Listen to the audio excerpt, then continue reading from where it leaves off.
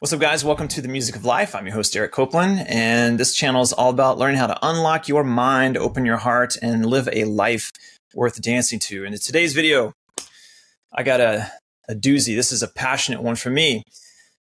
The battle of the sexes, men and women, the division, the rift woven by fear that peels away love from men and from women, having them see each other as enemies of one another, as contestants in life instead of collaborators. Why does this happen? Why is it being perpetuated? And what can be done about it? So that's what I am going to, I think, solve for you today. So who am I to even talk about this? So being someone that I grew up and spent 30 years in a high control religion, the Mormon faith, and left at the age of 30. Let's just say I was scared to drink coffee, much less, have sex with a woman, because I was taught, about purity. I was taught to pedestalize women and see them as daughters of God, and only the higher aspects. Not saying that they aren't, that we all aren't. I'm not contesting that in of itself, but I was told to not look at or consider or even judge the lower, more sexual nature of myself and of women. And that left me at a huge disadvantage in life when it came to coming out into the world. And when I left the church and trying to date, let's just say it was very easy for me to get my ass handed to me because I didn't understand where women are really coming from, how they perceive the world. And I went on an initiation journey of learning everything I could about this and developing behaviors and mindsets and practices, and most importantly, understanding of women so that I as a man can know, what am I dealing with here? And I have to say that thank God there is beautiful wisdom out there that can help you to really learn and integrate these things. And what I'm seeing in the world today is that it seems as though that wisdom has fallen silent. The signal of that true wisdom versus the noise that's going on in social media is obnoxious, and it's perpetuating these cycles of women and men hating each other and each going their own way. And I'm going to kind of zoom out for you and lay out why this is happening, what the simplicity or the underlying principles are that are causing this to happen, and exactly what you can do about it, whether you're a man or a woman, so that you can begin to move towards actual interdependent relating, and what you might need to look at in yourself as well as the other, so that you come from a place of understanding. And with understanding, hopefully there's a reduction in the amount of emotional reactivity and the feelings of being limited and frustrated. And that would be my goals to alleviate that. And this is going to apply to you no matter where you're at in your life. I think a lot of people watch my channel or be people that are into consciousness, who might be part of a spiritual community. And what I'll say to that is there's a lot of idealism also taught in whether it be religion or spiritual communities around relationships. In other words, we dream of the possibilities, but when it comes to the kind of the gritty in-your-face practicalities or the integration of that into really elegant and useful principles that you can use to get the result, you see a lack of that. So it's a lot of talk of possibilities, a lot of dreaming, but not as much integration and action on it. And so what I'm hoping is that by the end of this video that I can convey some wisdom that I've learned. Just as someone, I don't know everything, but I know that what I've learned has been deeply empowering. And I know when I've taught it to other people and I use it in my relationship coaching, when I have couples that are struggling to communicate, having power conflicts, or people that, men, I've helped a lot of men who are struggling to have confidence with women. The things I'm going to share are going to be very, very useful to you and give you your power back instead of keeping you being stuck in a victim mindset or in a victim state where you just don't know how to feel powerful again and to feel safe. All right, so let's jump in.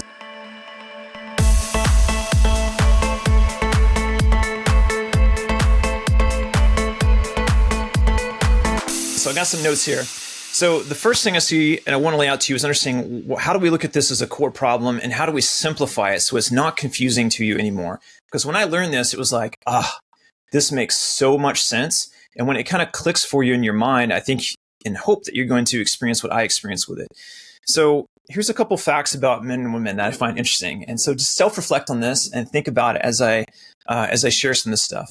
What I've learned is that men and women both experience fear, of course, But there's some different flavors to what I would consider like a fundamental or even like a primal fear, a fear that is so present and just there that often it's easy to not be conscious of it. You only experience it as impulses or as behaviors, but you're almost like you're being driven by something that is bigger than you, and you can't help but respond to it in order to feel safe or develop a strategy to feel safe to try to compensate for this fear.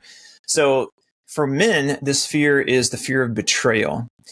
And betrayal is a form of whenever you think you understand reality, whenever you thought that you had control of a situation and you had an expectation of an outcome, and you have relied on other people or shared your vision or thought you have to the best of your ability, and someone chooses something different than what's aligned with what you want in a way in which it seems to harm your vision, or it maybe costs you money or hurts you in some way.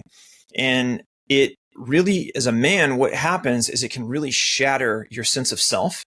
And any confidence you had built around your vision gets kind of crumbled with it. And that is a painful experience. There's nothing that pushes a man's murder button, not to justify that. But if you want to know why men can be violent or why they can turn aggressive, it's because it is almost like an existential crisis that happens because the identity is so rattled by the fact that what they thought was true has not proven out to be true. And there's some deep and powerful lessons that you learn as a soul, having to confront and face a failure like that and make a decision whether it's going to be something that you remain stuck with or whether you're going to integrate the lessons. And often what that requires is that you have to really confront what you did right and what just wasn't working. And for men, what we call that is accountability. Okay. Holding yourself accountable to the fact that, am I going to decide that I do have power in life and that the problem here is something that I hope that it's within me, I hope that I have an illusion. I hope that I saw something wrong so that I can now see it, fix it, change it, and get a different result in life. And we hope that we'll be around other men in situations that are going to hold us accountable or help us to see that. That's the ideal, okay? What can make that a problem is if you're in a culture, in a situation where there isn't a level of high quality accountability, and that's a whole other issue, another video we can get into, like what happened with masculinity. But it doesn't change what the core, like regardless of what's happened culturally, what I'm talking about are things that are much deeper on like more of an evolutionary level. Let's just say they're baked into your biology, they're baked into your sense of beingness. And I don't think it's really something you have a choice over. I think it's something you have to learn to work with, not resist.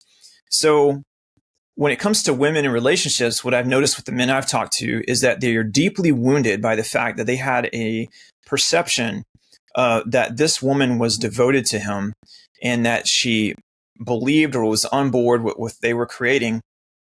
And then something happens where, for whatever reasons, the relationship falls apart, or there's a perpetuation of a constant power struggles where he begins to take on this identity that no matter what I do, I'm just not enough. No matter what I provide, it's not enough. And all the woman seems to do is want to just complain and make me out to be wrong. And so it starts to fester into this feeling of betrayal. And whenever you feel that betrayal, it is difficult because that is going to bring up fear. Your mind's going to start to see and predict failure. And that is going to be very triggering to you. And the pain body, which is your self-defense mechanism, the protector that comes up, is going to want to try to control the situation. And usually that's going to, when you do that, what's going to happen is you end up, in doing so, you just further trigger what the feminine's core or primal fear is. So we'll get into the feminine side in a moment, but just think about as a man, just notice that whenever things don't go your way, that we have a natural tendency to first feel kind of anger, a sense of betrayal. And that is in a way a man can kind of fall into his own victim mindset. And we adapt to that, or we cope with that in different ways. And this is what we'll get, and you have to know the responses to fear. So if you see betrayal as something we fear as men, so if we think that we're being betrayed or perceive that betrayal is happening, we're going to have a fear response. And depending on kind of what your upbringing was, as a man, you're going to respond to that fear, and even situationally, in a couple different ways. And the fear responses in a human are going to be fight, flight, freeze, or fawn. So you're either going to get really aggressive and you're going to want to fight, okay? Fight for for who you are. You're basically fighting for your right to, like, your self-worth. Or it could come in the form of control, where you start trying to go on the attack and get other people and try to get other people to conform or change their behavior to conform with the vision or what you wanted or what was agreed on. Okay. And so the challenge with that is you have to rely on force. And what can make it difficult is that you have no power over whether someone actually is going to listen. And it can take a lot of energy to use force, and that can keep you stuck. But the impulse isn't wrong. It's like saying something isn't right here. And we'll get to solutions later. The next thing is you can just be avoidant. So think of the whole manosphere, and there's this whole identity around men going their own way. Okay. They're basically like, to hell with women. Women are allergic to accountability. They're irrational, and they just want to take, and nothing I do is ever going to be good enough for them. I want peace in my life, which is a good desire. I'm tired of the power struggle. I want peace. And if peace means I have to go my own way and leave women behind, I choose that, because I am done with the drama. I do not want that shit anymore. And so there's a lot of talk in the manosphere about kind of helping to try to educate men on learning how to have boundaries, to understand toxic behaviors in women and these kind of things, right? And there's value in that. It's really good for helping a man to establish independence with himself. But what I'm going to argue is that independence is a pit stop. It's not a destination. Basically, in really simple terms, men are kind of take on a paradigm in which they perceive women to be the enemy, that there's something wrong with women, and that the only solution is to avoid them. And what I'm saying is, like, that is a fear response. That is a flight response. Okay. It means that you are actually afraid of women. You do not trust your skill set or how to do it. Just as if you were trying to do anything in life, whether run a business or start let's say fix your car. Men like to understand logically and be able to take apart something and put it back together so that they know how to navigate it. And the truth is men are not taught, because we don't have the strong fathers around anymore. They're not taught how to navigate a woman's emotional world, her inner world. And because it's not a linear world, because it's not a motor, and because you can't control it, it creates a fear response. And you feel like, if I don't understand it, the natural human response is to fear it. And the way I fear it and see it or experience it in the world is that I'm either I typically feel like I'm being betrayed by her. And what I'm going to argue is that boundaries are good. And what you're moving from, when you're going from the power struggle, that's called codependency. When you're avoiding women and going your own way, that's a fear response, but it is putting you into a container where there's an opportunity to improve yourself and to learn more. And that is called independence. Okay. Independence, in a way, can be, it's partially a rebellion against what wasn't working. Okay. And you're saying, look, I need to learn something, and what I was doing wasn't working. So you've admitted what I was doing wasn't working, and you're in an avoidance state, going your own way. But what I want to hopefully elevate the conversation, your mind to, is seeing past that the third level and the highest level of relating is called interdependence. Because what you really want is to understand women. What you really want is to understand how to navigate her emotional world so that you actually feel in control of yourself when around her, where these feelings of betrayal don't come up because you have wisdom, because you're empowered by knowledge, and you feel a sense of capacity and capability in navigating it. And just like with anything in life, if you learn a skill, your confidence goes up. So learning how to be confident despite what's going on with women is going to be help, which is going to transition us into the feminine perspective. We got the yang, now let's go to the yin. So if we flip the script and we look at, what is it like to perceive the world as a woman? Like, what's her primal fear?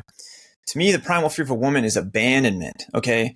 She lives in a reality, is born where, just look at some of the practical realities. She's not as physically strong. She's not really wired for, or frankly, even interested in going out and exerting a lot of effort to, make food and hunt and all that kind of stuff. She's wants to be more engaged with the things that bring joy to life. She's more connected to her emotional world, her inner world, and feelings. And whenever she doesn't have fear in her body, she actually becomes a very like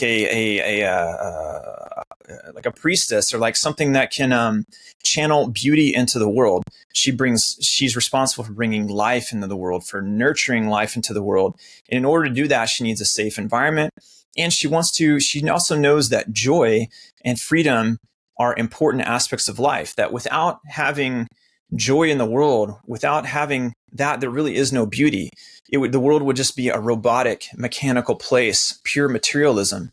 Without the feminine energy there would be no art on the walls. You would just have, there would be no curves in life. And I don't think any of us men can honestly say that we don't want curves in life. I mean, we got them on our cars and we like them on women. Let's just be honest. So you can understand that from a purely feminine perspective. And I want to be clear about something before I go forward. When I say masculine and I say feminine, I'm pulling from a lot of sources. I don't mean, I don't want this to be rigid and like it's a gender thing specifically, but in general, men tend to carry masculine energy externally in the way their body's built, where they're kind of designed to go out and penetrate the world, to seek adventure and discovery, and to build shit and make things happen.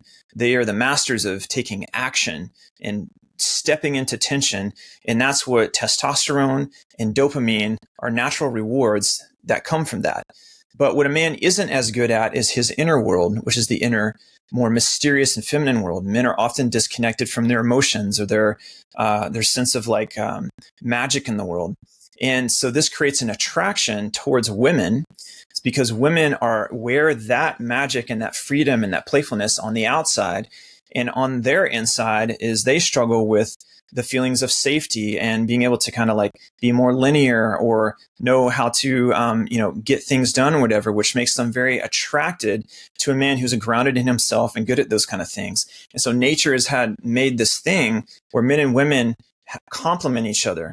That's the real beauty in it. That's the potential. So imagine now from the woman's perspective, it's just more natural to her. Like imagine someone who's born knowing how to sing. It's hard for them to communicate and teach someone how to sing because I don't know, you just do it. Okay. So for feminine energy, women just, I don't know, they're just emotions. I just am. And so women are often, even in their spiritual pursuits, are more about learning, healing and coming back and being present with the moment, not getting caught up in all the worry and the stress. They just want to feel free. They want to feel provided for. They want to feel sexy. They want to feel seen. And that makes them feel alive. And it kind of opens them up to want to share their beauty and their gifts with the men who are able to do that for them. So in the world today, when you look at it through this lens, what you're seeing is, and women have their work to do too, but I'm just offering a perspective of the feminine to the men who may be watching. Women experience the world in a way where they feel pain. And whenever they don't feel invited anywhere, whenever they feel like there's no containers where their beauty is appreciated, and they kind of collapse in on themselves. And then some of them, they deal with that in different ways. Some of them turn and really develop their inner masculine energy into this whole "I don't need a man" thing, because what they're like, fuck, if men aren't going to provide this, then I'll just provide it for myself. And right or wrong, just look at it for what it is. Understand that it's a coping mechanism to not be abandoned. Because if I can provide for myself, then I can never be abandoned for the important things. And there's as a man, you should be able to at least understand that. You should be able to relate to that. After all, you get that. You live your life that way. So it's like, okay, I get that you're doing that. But often with those women, what you'll find is that because they feel wounded and they don't feel like they can open up with men, that they kind of get locked in their masculine energy, and they can be really good. They can be a boss babe. They can be good at business. They can be good at these things. And that's beautiful. I have no problem with that.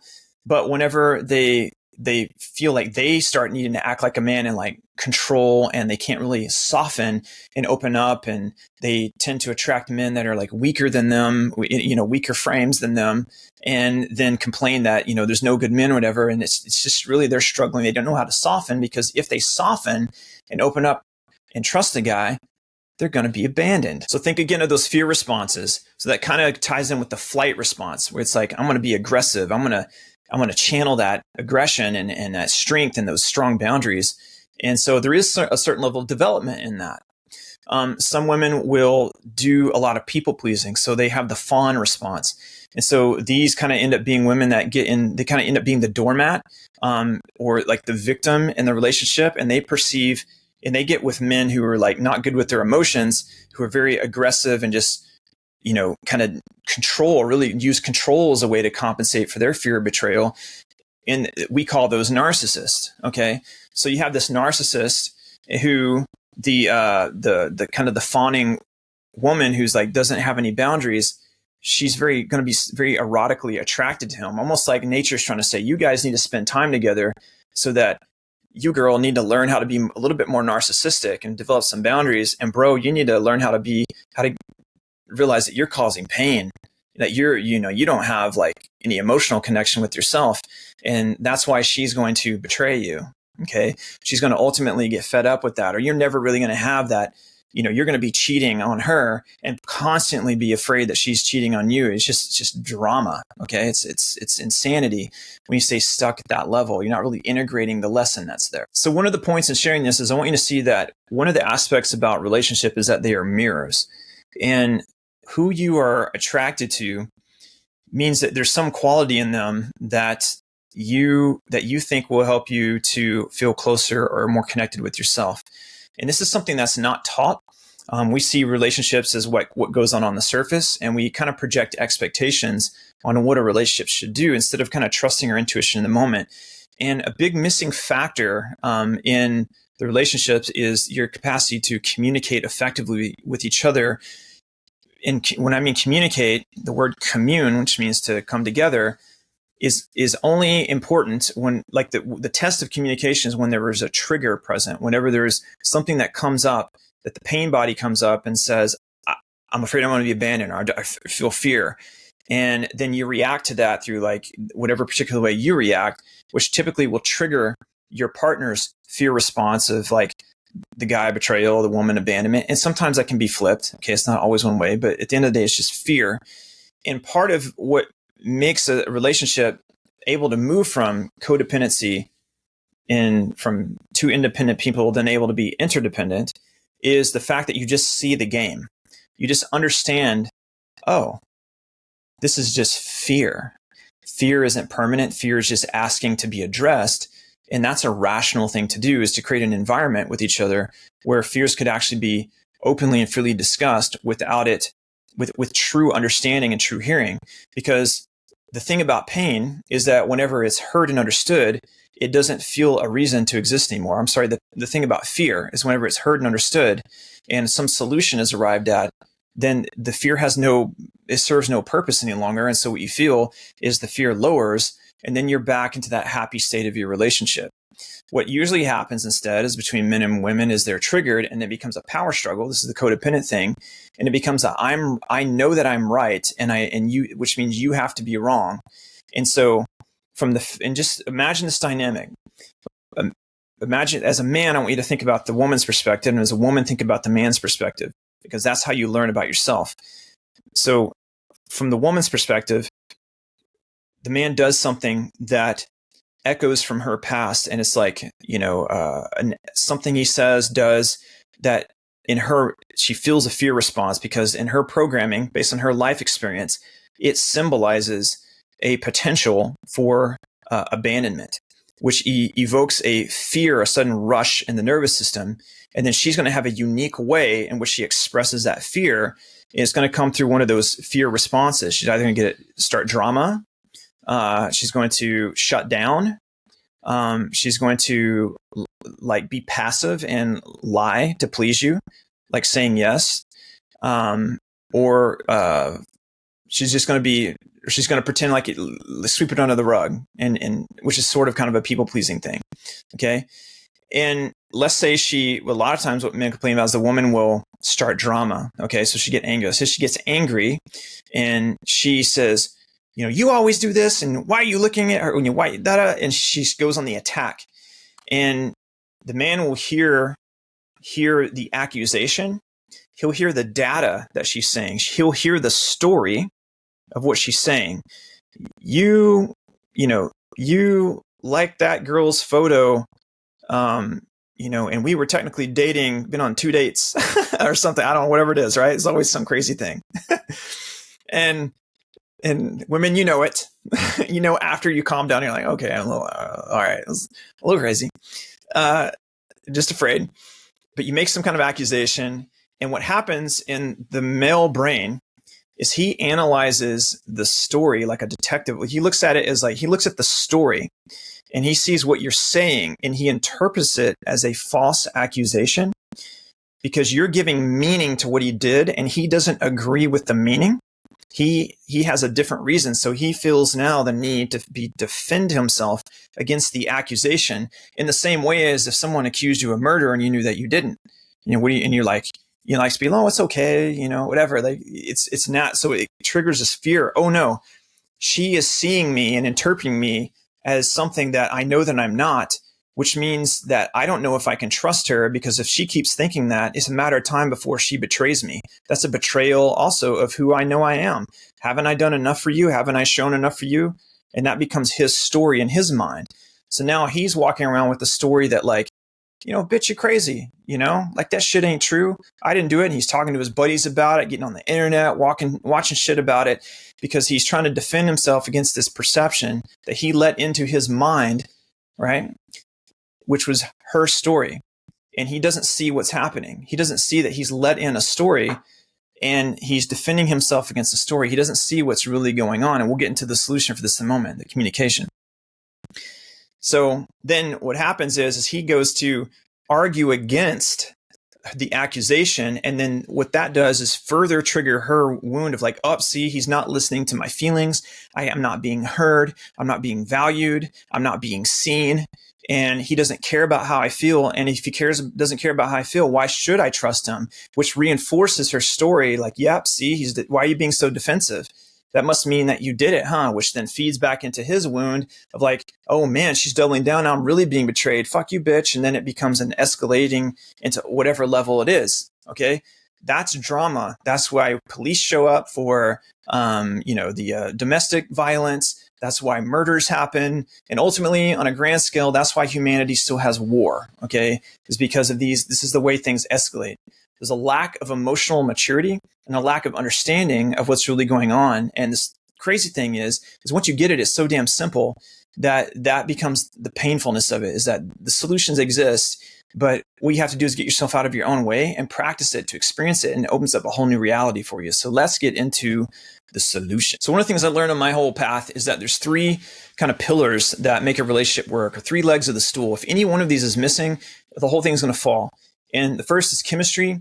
And I mean biological sexual attraction, especially when you're younger.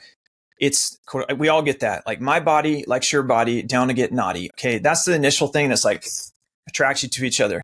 It gets you mixing energy together, right? For better or for worse, okay? The second leg of the stool is compatibility, okay? Compatibility is, sometimes it seems like an abstract thing. Be very clear on what compatibility is. That means your lives can work together. That means that ideally there is a vision that is shared between the two of you, and you both are I'm good, you good, I'm good. So what you want, I want, good. Okay. Looks like we could be good business partners or collaborators in life. And so there seems to be synergy there. Okay. The third leg of the stool is communication. Again, the root word commune, which is how you form community, which is through mutual understanding of each other, through those shared visions. And whenever there's difficulties and conflicts, which are inevitable, okay, when conflicts arise, not if, but when conflicts arise, which is we are going to have stories about each other and we might have a fear come up. If we judge each other for each other's fears, we make the fears bigger. Okay. Communication is a skill that you learn so that you create a container so that both can be heard, understood, and you trust in the relationship and trust in your capacity to find a middle ground. And in so doing, it actually deepens your intimacy and it evolves the relationship in a positive way. And you'll both walk away from it being grateful that you had that conversation and that you were able to trust each other, and it calms the fear down. And it helps you learn about yourself. It helps you see like, wow, sometimes I really can project an idea that isn't true. And when I took the time to understand someone else's perspective, and by kind of like not letting, it's okay that I feel triggered, but not letting it keep me from being rational. Okay. And then I actually learn about myself in ways that are profoundly useful to help you grow and get better results in life. That's actually what real accountability is about. So I know what some of you are saying. It's like, yeah, but when I try to share my feelings, he just does this. Or when I try to tell her, blah, blah, that shit doesn't work. She's impossible, whatever. It could be true. Someone could be so wounded, could have so much ego around it, and it's so painful for them to kind of grow in that area that they just won't let you love them. Okay, they just won't let you love them. But this is why I'm going to say that the intelligent thing, the emotionally intelligent and the rationally intelligent thing to do in situations like this is actually to double down on caring about the other person. Because what you want to be doing is screening whether she can receive your validation. If you really like to believe in her beauty, to believe in her capacity, to understand that she's just feeling fear, and to invite her into sharing her feelings, to let her know that you care about them, that you don't have to believe her story or the accusation, but you just see right through that shit. You just see right through it. Hey, I get it. You're afraid. Now, if you're out of integrity and you fucked up, you also got to own it. Okay. Own your mistakes. You don't bypass that shit. So this is about being truthful, but showing that you care and inviting her to share without it being so threatening to you that you can't hear it. You got to stop as a guy. You got to stop hearing it as an accusation. You have to see it as a human being who doesn't want to be abandoned, is perceiving something to be dangerous, and they don't know how to communicate it other than the way that they are. And what you want to do is invite them into the communication. If you do that, and then if the pattern is that no matter what you do, that they're just, no matter how much you love them or invite them, that they keep self-sabotaging, then you make a conscious decision to put up a boundary and end the relationship. That's actually how you know. And then when you leave that kind of relationship, you're not doing it from this place of hurt, where it's like you feel like you're victimized, because all you end up doing is carrying that pain into the next relationship and repeating the pattern over and over until you work through it and actually process it. So the mindset shift I'm hoping you're seeing here is that a relationship and your triggers are actually opportunities to have a better life if you learn to get out of your own way a little bit and have faith that life can work for you, not against you. So imagine for the ladies out there, instead of you projecting a story of what happened, that you got in touch with your feelings, that you notice that, oh, there's that fear. I'm feeling afraid. And I don't know. I'm feeling that part of me that doesn't want to trust. I don't want to open up. I'm having a hard time trusting. Notice how I just said it. I used I language. That will change your life as women, because if a man doesn't feel attacked, like you're making an accusation, he will listen without being triggered, right? For the most part. I'm not saying he always won't, but that's my point. If you communicate using I language, if you communicate saying like, I'm just not feeling safe in this. This doesn't feel good to me. This isn't what I want. Or when you did that, I don't want to make accusations, but honestly, this is how I felt. Something feels off with it. And what you're screening for as a woman is whether he's willing to engage in that conversation. Oh, tell me more, or what can I do to help you feel better? That phrase alone, so many women would soften, if they heard that. But you can screen for, the way you as a woman can know whether a man is worth staying with or not, is if you can truly be present with what your experience of it is and offer it as an honest, almost confession, a vulnerable confession of what you're feeling, okay, what your inner experience is, and don't make it about you being right and them wrong, but just this is how I'm feeling, and pay attention to whether he cares enough.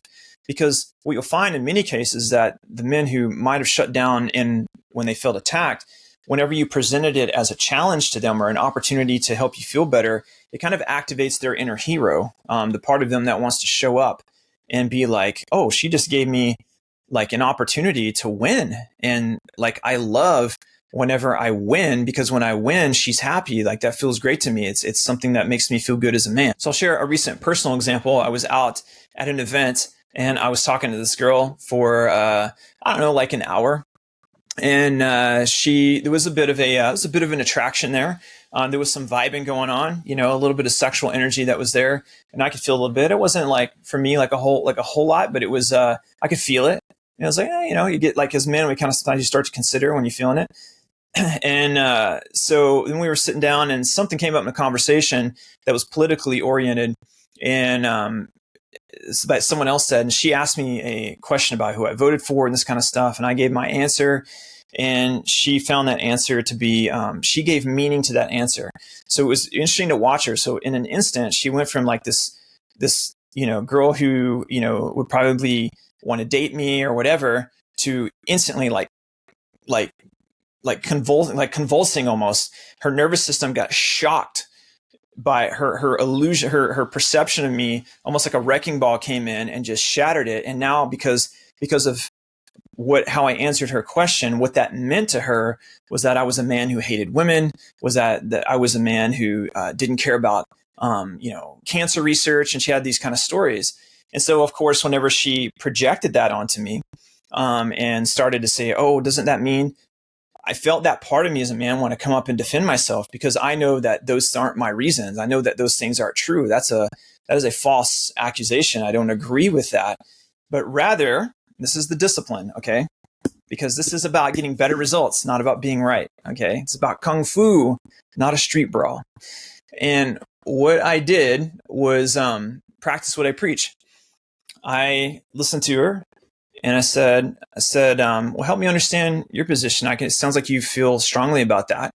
Like, I'm curious, which are amazing words. I'm curious, by the way, with the woman. I'm curious, like, I'm open. Like, I'm sure you have good reasons for believing that way. See, I know that I have good reasons for myself based on my values of why I decided to do what I did. And I'm going to trust that she had good reasons too. And by not letting her story inside of me, by keeping a boundary and projecting back to her instead of the same energy she's given me, which was judgment, I'm going to mirror back to her curiosity. I'm going to mirror back to her validation. I'm going to show her that I actually am interested and capable and not reactive to her emotions, and that I can hear you out. Okay. So I just stayed calm and grounded and listened. And so she shared a little bit, and then she was like, ugh. Next thing she knows, she calmed down, and then she was attracted to me again. Okay. So now I wasn't attracted to her anymore because I saw like, I don't want to deal with that much. Like I could sense there was some real deep stuff down there, and I don't have time to be your therapist. But what I want to convey is like, look at the pattern, the mastery there. Because if that was, let's say she was my girlfriend, and you got together and you're dating, and then one little thing comes up and there's this huge burst of emotions, and all of a sudden as a guy, she has what's called a reticular activating, an RAS flip. Men, we have it too. It's whenever you see something as positive and it suddenly flips into something that's dangerous to you or negative. It triggers that fear of abandonment. I don't trust you. You're exactly the kind of guy. I knew it. I can't trust it, whatever. And she's projecting all that pain onto you. If you act like what she expects you to act like, you're going to only reinforce her story and lose yourself in the process. So what I do is I share my truth. I own my curiosity. I give her space and just show interest. And what that does is it negates or diffuses, because I communicated through actions that how could I be the guy that doesn't care about women if I'm taking interest in giving a fuck about how she feels and I have genuine, authentic curiosity? I wasn't just pretending. If I have authentic curiosity and trust that, you know what, I get it, but I trust if I find out a little bit more about you, I'm sure you have good reasons and we can like find some common ground, you know? It's like that energy is something that will soften a woman. And what I found is that a lot of men don't understand that. And what they don't get is that if you did that and it protected me, okay? I held my frame. I got to experience the lesson.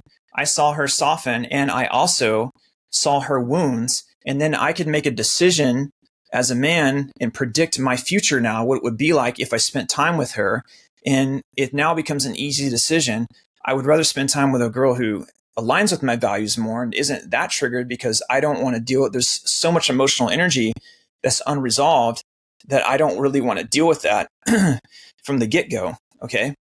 If you're in a relationship with someone and you've been there for years, then these things might have been happening as a pattern for years. And if you really think back, it's been happening at a smaller level at the beginning, and they escalate over time until it ends up in divorce or whatever it might be.